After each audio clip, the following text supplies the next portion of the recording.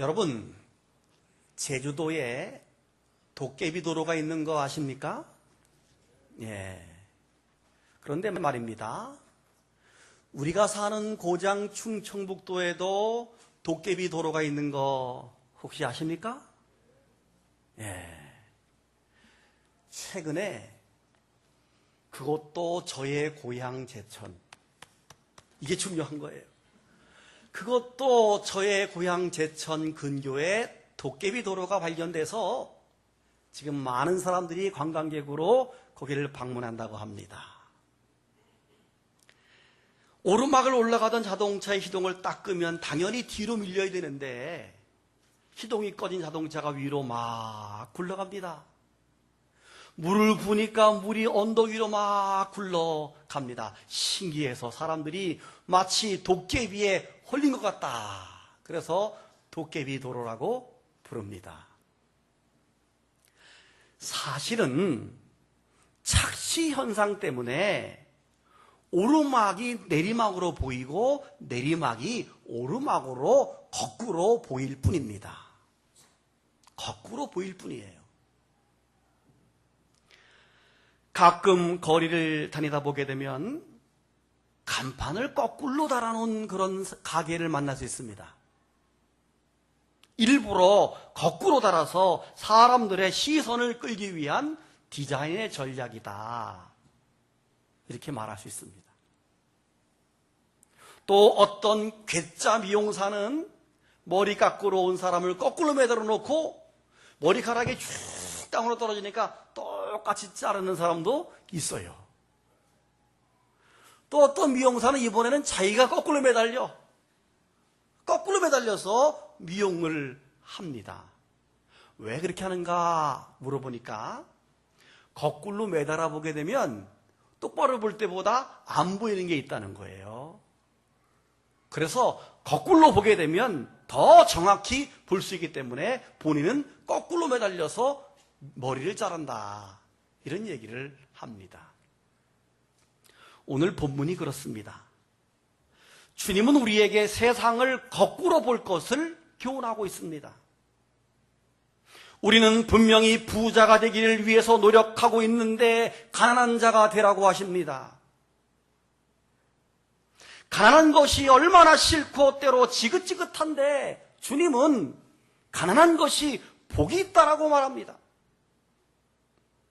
그리고 부자가 되고 싶고 사실 부자가 부러운데 주님은 부자에게 화가 있을 것이다, 심판이 있을 것이다 이렇게 말씀합니다. 우리가 알고 추구하는 것과 정반대로 거꾸로 보아라. 거꾸로 살아라. 이렇게 말씀을 하고 계신 것입니다. 오늘 본문은 예수님께서 산 위에서 밤새껏 철야 기도를 하시고 날이 밝자 아침에 평지로 내려오셨습니다. 그 평지에서 많은 병자들과 귀신 들린 자들을 고치는 사역을 하다가 그 평지에서 오늘 본문 말씀을 우리에게 전했다. 그래서 오늘 본문 말씀을 평지수훈 이렇게 말합니다. 따라합시다. 평지수훈, 평지설교. 마태복음의 산상수훈은 산에서 가르친 설교. 이 산상수훈과 평지수훈이 병행을 유지하면서 우리에게 교훈을 해주고 있는 것입니다. 오늘 본문 20절을 보니까 너희 가난한 자는 복이 있나니 너희 하나님의 나라가 너희 것이며 지금 주린 자가 복이 있나니 너희가 배부를 것을 얻을 것이며 지금 우는 자는 복이 있나니 너희가 웃을 것이며 인자 예수님으로 말미암아 사람들이 너희를 미워하며 멀리하고 욕하고 너희의 이름을 악하다 하여 버릴 때 너희에게 복이 있다. 여러분, 어떻게 가난한데 복이 있을 수 있습니까? 어떻게 지금 배가 고픈데 복이 있을 수 있습니까? 세상은 웃어야 복이 온다 그러는데 어떻게 우는 자가 복이 있다고 말할 수 있습니까? 예수님은 완전히 거꾸로 말씀하고 계십니다. 부자에게도 하시는 말씀이 거꾸로입니다. 그러나 화 있을진저 너희 부요한 자여, 너희는 너희의 위로를 이미 받았도다. 화 있을진저 너희 지금 배부른 자여, 너희는 주리로다. 화 있을진저 너희 지금 웃는 자여, 너희가 애통하며 울리로다. 모든 사람이 너희를 칭찬하면 화가 있도다. 이렇게 말씀합니다. 부유한 자에게, 배부른 자에게, 웃는 자에게, 칭찬받는 자에게 화가 있다라고 완전 거꾸로 말씀을 하고 계십니다. 오늘 본문은 주님께서 역설법과 대조법을 통해서 우리에게 교훈하고 있는 것이지요. 복과 화를 대조하지요. 가난한 자와 부유한 자를 대조하지요. 그 다음에 줄인 자와 배부른 자를 대조하지요. 웃는 자와 우는 자를 대조하지요. 칭찬듣는 자와 미움받는 자를 대조하고 있습니다. 그러면서 거꾸로 살아라, 이렇게 말합니다. 오늘 이 평지수훈은 우리에게 부자가 아닌 가난한 자가 되라, 이렇게 말씀하고 있습니다. 한번 따라 합시다. 부자가 아닌 가난한 자가 되라. 여러분, 예수님 당시에 유대 지역에 사는 모든 사람들은 대부분 가난하게 살았습니다. 왜냐하면 유대민족은 오랜 동안 강대국의 지배를 받았기 때문입니다. 주전 586년부터 예수님이 오신 그 당시까지 주후 30년경까지 긴 세월 동안 그들은 바벨론, 바사, 헬라, 로마에게 계속적으로 지배를 받았고, 지금 예수님이 계신 그 당시는 로마에게 지배를 받고 있었습니다. 로마에게 세금을 많이 바쳐야 됐는데, 세리들이 세금을 많이 받아내가지고 반은 자기가 먹고 반은 로마에 바치고, 그러니까 조금 낼 세금을 세리들 것까지 많이 내야 되니까 많이 뺏겼어요. 그래서 유대인들은 세리를 아주 싫어하는 이유가 바로 거기에 있는 것입니다. 반대로 당시 부유한 자는 누구일까요? 세리같이 남의 돈을 착복하는 자들입니다. 세리 마태, 세리장 삭개오, 그리고 성전에 앉아서 성전세를 받아먹고 사는 대제사장과 종교 지도자들, 이런 사람들이 부자였습니다. 마치 우리나라의 일제치하 때에 그 일본의 앞잡이들, 친일파들이 부유함을 누렸던 것과 똑같습니다. 여러분, 그런 의미에서 오늘 본문에 이 가난한 자와 부자의 기준을 어떻게 나눌 수 있습니까? 물론 가진 것이 없는 서민들, 가난한 계층의 사람들은 당연히 가난한 자에 속합니다. 부자는 누굽니까? 남의 것을 착복하고 불의한 방법으로 부자가 되었거나 혹은 정상적으로 부자가 되었다 할지라도 가난한 사람들을 도와주지 아니하고 혼자 배불리 먹고 혼자 잘 사는 욕심 많은 부자들입니다.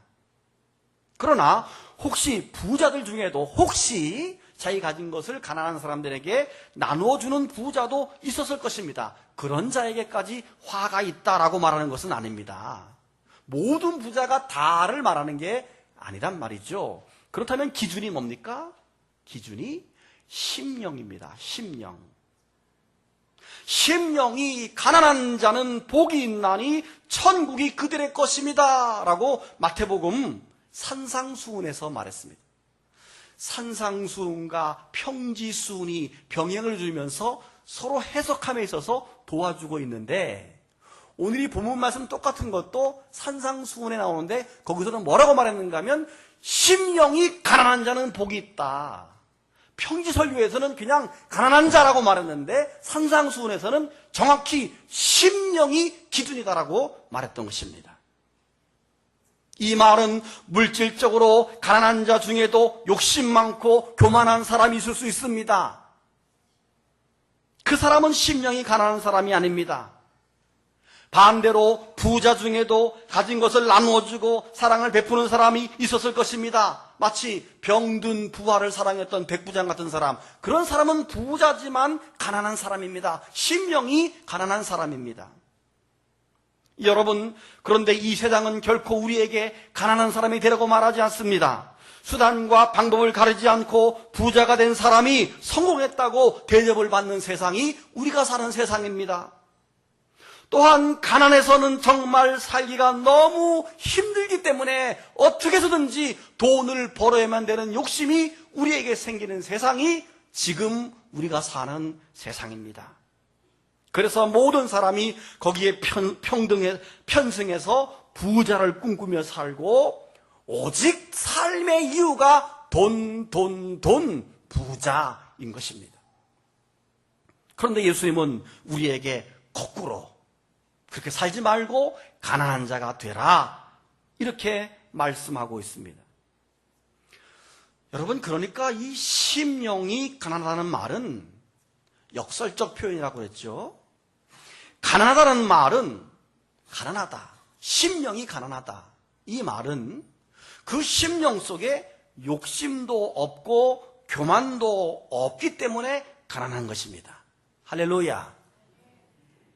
여기에 욕심이 막 더덕더덕 붙어있는 사람은 가난한 게 아니죠. 여기 욕심이 없고 교만이 없으니까 마음이 비어져 있어 가난한 것입니다. 욕심도 없고 교만도 없으니까 반대로 무엇이 있나요? 겸손이 있고 온유가 있고 사랑이 있고 은혜가 있는 것입니다. 아멘. 그런 의미에서 심령이 가난하다는 말은 성령이 충만해서 믿음이 부자다, 이런 말입니다. 믿음의 부자. 여러분, 우리가 1년에 한두 차례 심령대부흥성회 이런 말 하잖아요. 심령부흥성회, 이 말이 심령이 은혜와 사랑과 겸손과 믿음으로 부자가 되는 그런 성회를 심령부흥성회다, 이렇게 말하는 겁니다. 우리의 심령이 겸손과 은혜와 믿음과 성령으로 부자가 되어야 하는 것입니다. 여러분, 우리가 믿음의 부자가 됩시다. 우리가 세상을 살면서 물질의 부자가 되려고 애쓰고 노력하면서 사실 얼마나 많은 상처와 고통을 받고 살아가고 있습니까? 어떤 분들은 세상의 부자를 위해 사느라고 믿음까지 잃어버리는 안타까운 사람도 있습니다. 예를 들면 예수님을 은 30에 팔았던 가룟 유다를 생각해 보십시오. 이 가룟 유다는 본인이 사단에게 마음을 뺏기고 믿음을 뺏겼습니다. 그 빼앗긴 공간을 돈으로 채워보려고 했습니다. 그런데 받았던 은 30이 어떻게 됐습니까?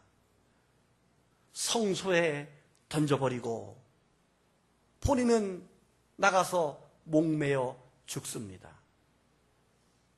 성소에 던져진 은 30을 가지고 종교 지도자들이 땅을 샀습니다.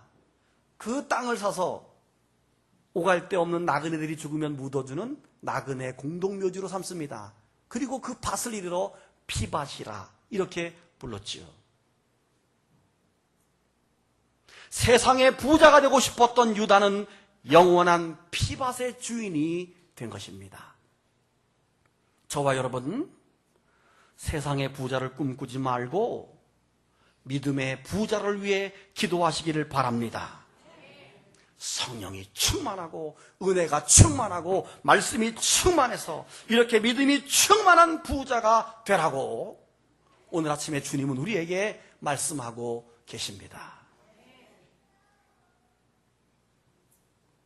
또 평지수훈에서 주님은 우리에게 이렇게 말합니다. 배부른 자가 아닌 줄인 자가 되라. 여러분, 예수님은 배부른 자가 아니라 줄인 자가 복이 있다고 말씀하십니다. 기아와 굶주림이 복이 있다고 하신 분은 예수님밖에 없습니다. 예수님 당시나 오늘날에도 굶주리고 허덕인 나라를 보게 되면 불쌍하기 그지없습니다. 차마 눈뜨고 볼 수 없을 정도로 지금도 그 굶주리는 나라들을 우리가 보는데 어떻게 그 사람들이 복이 있다라고 말할 수 있습니까? 1차적인 해석은 그렇습니다. 불의한 방법으로 배부른 자는 화가 있다는 것이지요. 그러나 정직함과 바르게 살지만 배부르고 배고프고 줄인 자들은 복이 있다는 말입니다. 그러나 이 부분을 산상수훈의 말씀과 짝을 이루어 해석을 해보게 되면 마태복음 5장 6절에 뭐라 그랬는가 하면 의에 줄이고 그랬습니다. 의에 줄이고 목마른 자는 복이 있나니 그들이 배부를 것이며, 가난해서 먹을 것이 없어서 줄이고 목마르다는 표현보다 의에 줄이고 이 말입니다. 의에 줄이고 목마른다는 말은 바르게 살고 믿음으로 살려고 애쓰는 사람이 복이 있다는 말씀입니다. 반면에 믿음을 위해 사는 것이 아니라 자기 소유욕에 빠지고 이기주의적으로 불신앙적으로 사는 사람은 심판이 있다는 말입니다. 누가복음 16장에 나오는 부자 이야기를 들어보면 이해가 쉽습니다. 자색 옷과 고운 베옷을 입고 날마다 호화롭게 사는 부자가 있었습니다. 그가 어떻게 돈을 벌었는지 모릅니다. 그가 어떻게 돈을 벌었는지는 모르지만 그는 이기적이고 사람을 사랑하지 않습니다.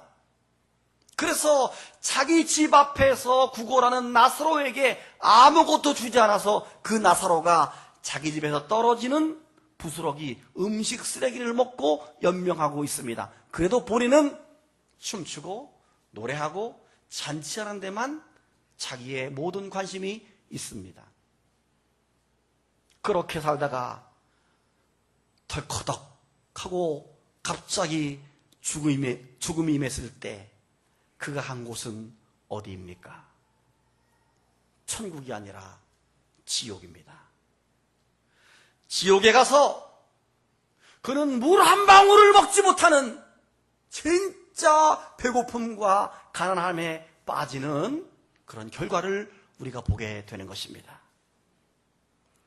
사랑하는 여러분, 혹시 내가 나의 배부름으로 인해 나태하고 게으르고 교만함에 빠져서 주님을 찾지 않고 주님을 의지하지 않고 있지는 않은지요?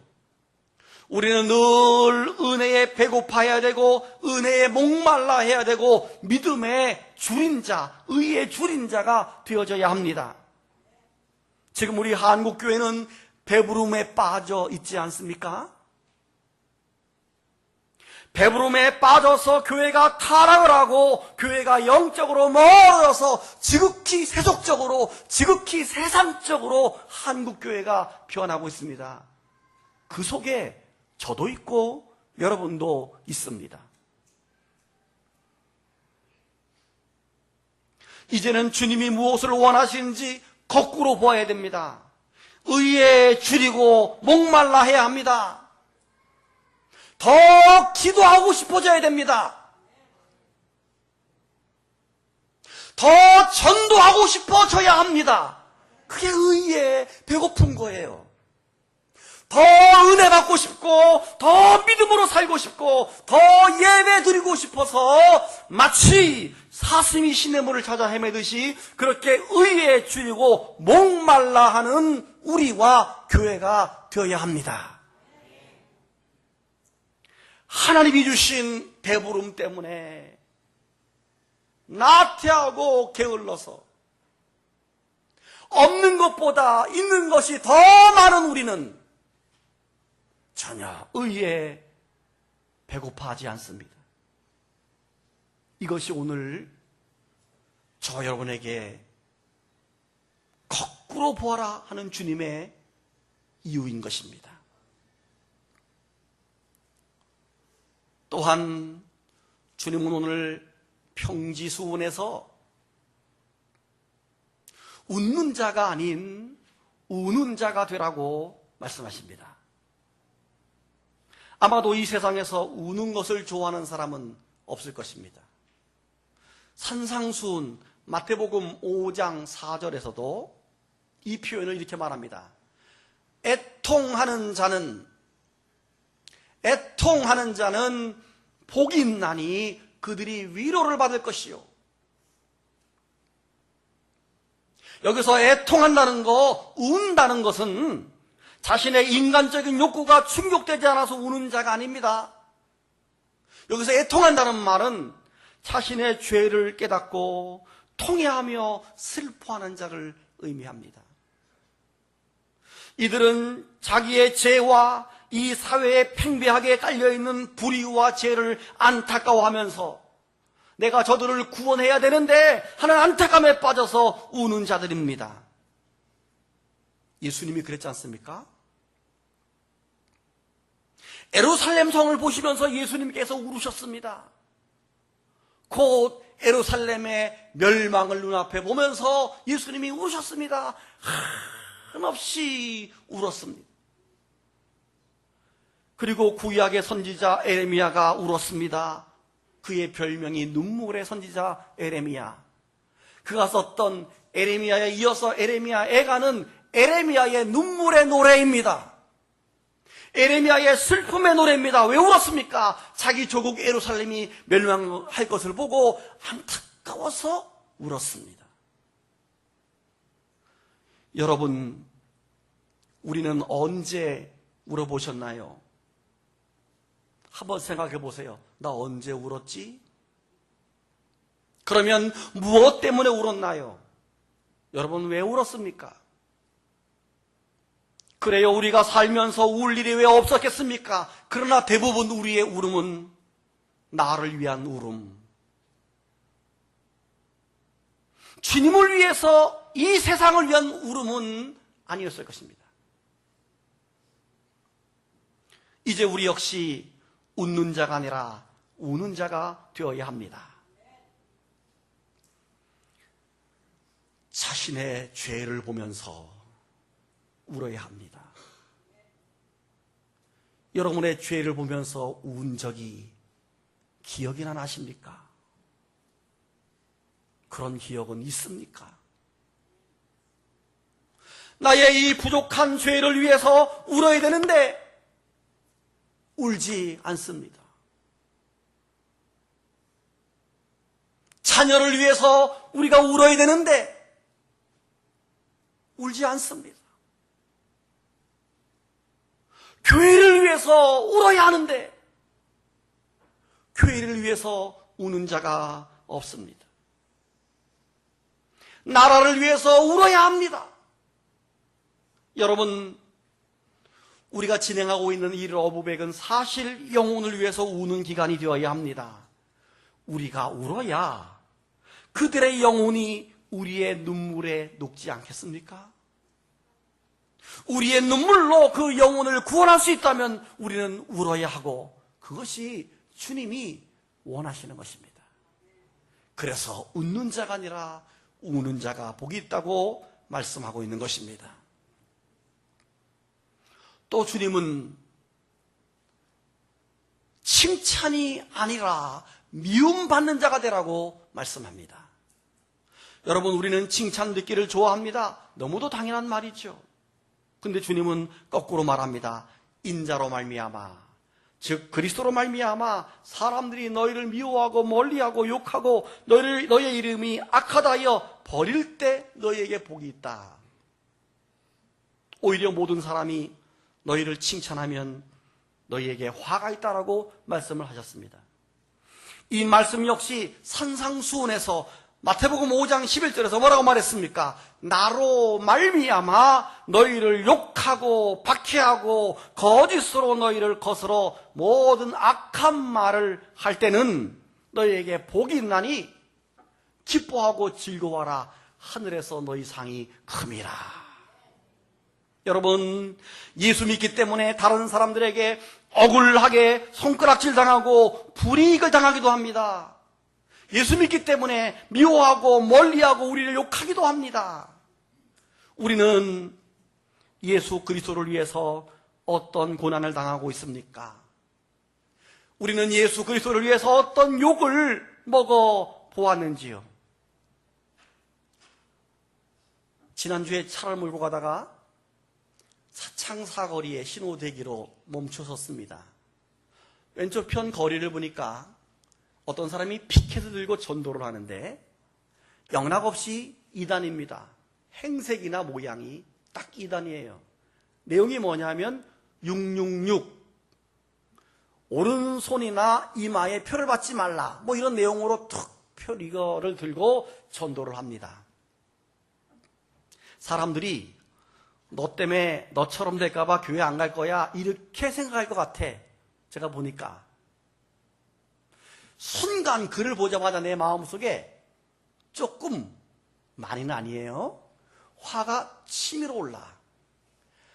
저런 인간들 때문에 전도가 막히고 교회가 욕을 얻어먹는 건데 아유 저런 인간들 정말 도대체 저건 또 어디야? 짜증이 이렇게 올라옵니다. 그러다가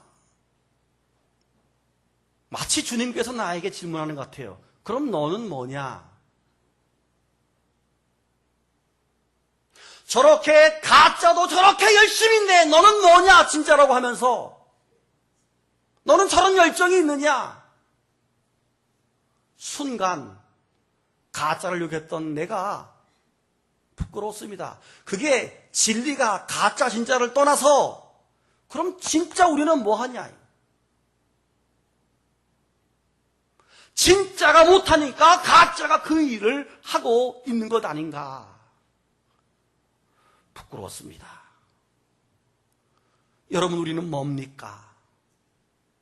가짜들도 그렇게 열심히 하는데 어떻게 진짜들이 우리가 이렇게 안일할 수 있습니까? 우리는 그리스도 때문에 욕먹고 미움을 당하고 고난을 당해 본 적이 거의 없습니다. 우리 예수 믿는 모습이 너무 우아해. 너무 고품격. 아주 신사적이셔요.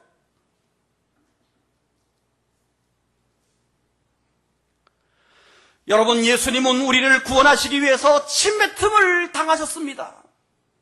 저는 살면서 내 얼굴에 누가 한 번도 침뱉지 않았습니다. 저 그 기분 모릅니다. 예수님은 우리를 구원하시기 위해서 채찍질을 당하셨습니다. 부끄럽지만 저는 예수님 때문에 매를 맞아본 적은 없습니다. 예수님은 우리를 구원하시기 위해서 십자가에 매달려 온갖 고통을 당하셨습니다. 그 고난과 고통이 우리 인류를 구원하신 것입니다. 그 결과 그 십자가 고난을 믿고 예수님을 마음속에 영접하기만 하면 하나님의 자녀가 되는 놀라운 축복과 권세를 우리에게 주셨고 우리가 누리고 있습니다. 할렐루야. 오늘 우리 교회는 병원 설교가 있는 날이죠. 매월 마지막 네 번째 주는 사실 참 피곤한 날입니다. 특별히 매 주일 병원 선교를 계속 따라오시는 분이 계세요. 매달마다 자기 기간이 아니더라도. 그런 분들은 선거 연습해요. 선거 연습해. 성가대해. 점심 먹어. 선거 연습해. 3시에 또 이동해서 예배 드려. 끝나면 4시 집에 가서 저녁 먹고 와서 또다시 저녁 예배 드려. 그분들을 보게 되면 하루 종일입니다. 여러분 다 하라는 거 아니에요? 오늘 맡은 기간과 늘 봉사하는 분은 그렇습니다. 사실은 얼마나 피곤하겠습니까? 그분들인들 일주일 내내 탱탱 노는 분들이겠습니까? 직장 있고 일터가 다 있는 분들입니다.